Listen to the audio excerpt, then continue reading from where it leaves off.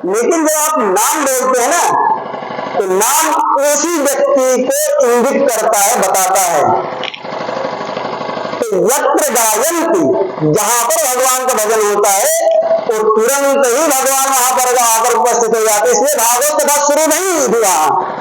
नारद जी ने जैसे ही श्रीमन नारायण नारायण नारायण श्रीमन नारायण श्रीमन नारायण नारायण नारायण श्रीमन नारायण नारायण श्रीमन नारायण नारायण नारायण श्रीमन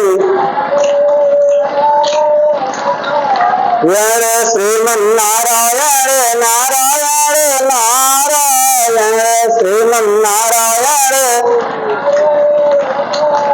यत्र गायन्ते तत्र तिष्ठामि नारदः।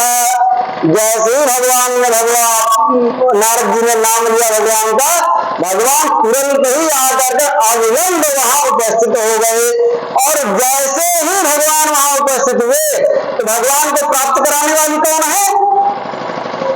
अहम भक्तिरितिख्याता इमो में करणो तनयो मतो।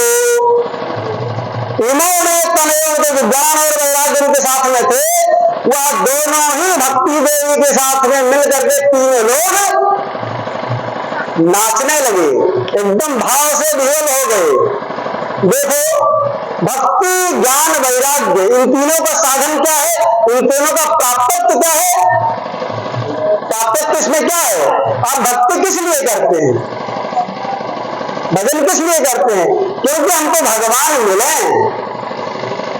हम ज्ञान की प्राप्ति किस लिए करते हैं? इतना इतना पढ़ाई लिखाई करते हैं, उस पढ़ाई में जो शास्त्रों की पढ़ाई होती है किस लिए होती है?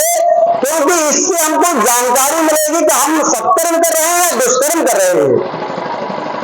जब सत्कर्म करने की आप पढ़ाई करते हैं तो उसका उद्देश्य क्या होता है?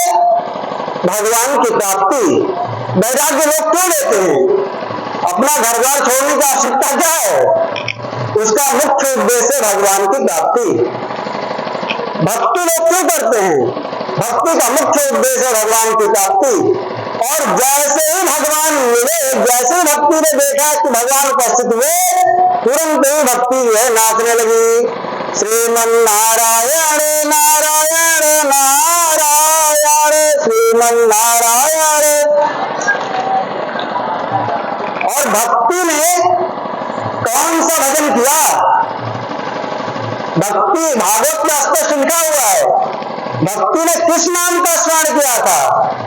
श्री कृष्ण गोविंद हरे मुरारे हे नाथ नारायण वासुदेव। श्री कृष्ण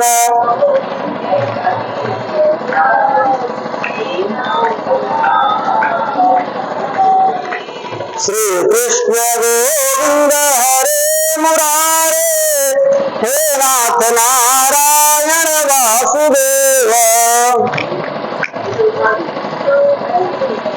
श्री कृष्ण गोविंद हरे मुरारे हे नाथ नारायण वासुदेव। अरे आप लोग खा पी करके आए हैं ना, भगवान का नाम कैसे होना चाहिए? देखो, एकदम स्पष्ट जाएंगे। व्याकरण का छात्र रहा हूं मैं, और व्याकरण में कहा गया है नमः स्वाहा इत्यादि शब्द है, उनको कैसे उच्चारण करना चाहिए? जैसे मुर्गा बोलते हैं ना, कु, फिर बोलता कु, फिर कु, हर्षवीर और कुत, मतलब तीनों का उच्चारण होना चाहिए। इसलिए ये कहा शब्द निकलना चाहिए? पेट से निकलना चाहिए। जैसे पंडित जी की आवाज निकल रही ना, वैसे आप लोगों का भी आवाज निकलना चाहिए। मतलब मुर्गा के जैसे भजन करना चाहिए और तन्मय हो करके। श्री कृष्ण गोविंद हरे मुरारे हे नाथ नारायण वासुदेव। श्री कृष्ण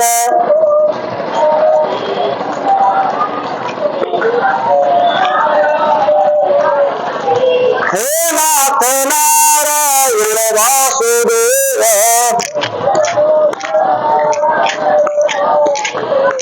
हे नाथ नारायण वासुदेव। श्री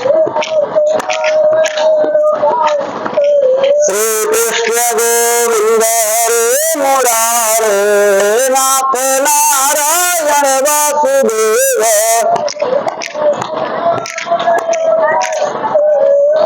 श्री कृष्ण गोविंद हरे मुरारे नाथ नारायण वासुदेव। राधा वल्लभ भगवान की। देखो इतना अच्छा भजन करना चाहिए, कैसे? जैसे मुर्गा बोलता है। ये मैं नहीं कह रहा हूं, ये शब्द शास्त्र कह रहा है कि आप जितना तन्मय होकर के भक्ति से भजन करेंगे उतना ही आपका हृदय क्या होगा? निर्मल होगा। हृदय को शांत करने का दुनिया में सबसे शाश्वत साधन क्या है? तुलसीदास जी कह रहे हैं, शांतम शाश्वत प्रणीयमनघम निर्वाण शांति प्रदम ब्रह्मा शंभु फणीन्द्र से मनिषम वेदांत वेद्यम विभुम रामाख्यम जगदीश्वरम सुगुरुम माया मनुष्य हरिम। किसका नाम लेना चाहिए? माया मनुष्य हरिम। जो मनुष्य माया से प्रभावित होकर के और निरंतर ये गृह जंजाल में उलझा हुआ है, ऐसे किसका स्मरण करना चाहिए? हरि का स्मरण करना चाहिए। आगे आप लोग कथा सुनेंगे गजेंद्र की। गजेंद्र ने किसका नाम लिया था? भगवान का नाम वहीं से हरि पड़ा, उससे पहले हरि नाम नहीं था।